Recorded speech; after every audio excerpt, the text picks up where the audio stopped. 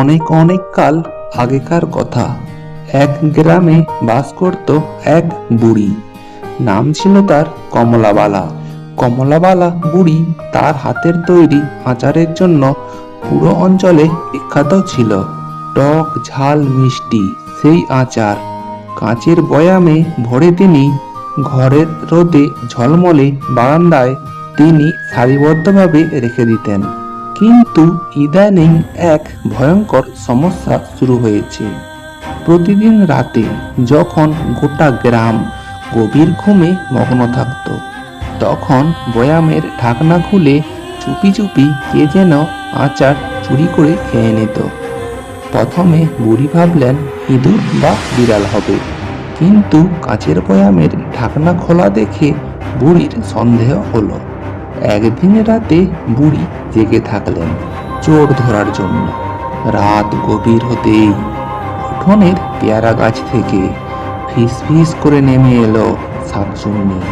তার গায়ের রং কচি কলা পাতা সবুজ, চুলগুলো শুকনো শ্যাওলার মতো, আর চোখ দুটো অন্ধকার ফসফরাসের মতো জল করছিল।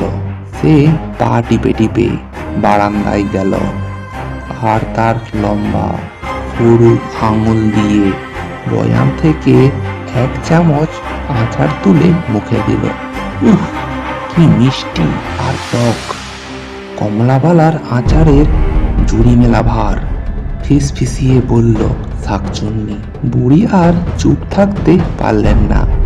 এই শাকচুন্নি, তুই আমার আচার চুরি করছিস কেন?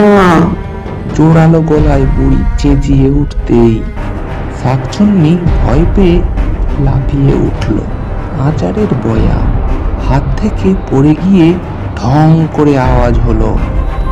তখন শাকচুন্নি কাঁচুমাচু মুখে বলল, আমায় ক্ষমা করো বুড়িমা, আমি শাকচুন্নি, কিন্তু তোমার আচারের গন্ধে আমি নিজেকে সামলাতে পারিনি। এমন চমৎকার আচার আমি জীবনে কোনোদিনও খাইনি। তখন বুড়ির মনে মায়া হলো। তিনি মুচকি হেসে বললেন, ঠিক আছে, আর চুরি করতে হবে না। কাল থেকে রাতে এসে দরজার বাইরে থেকে এক বাটি আচার নিয়ে যাস, কিন্তু মনে রাখিস আমার গাছপালার গুলো যেন কোনো ক্ষতি না হয়। সেই থেকে আচার চোর শাকচুন্নি রোজ বুড়ির দেওয়া এক বাটি আচার খেত, আর সেই গ্রামের মানুষজন শান্তিতে থাকত।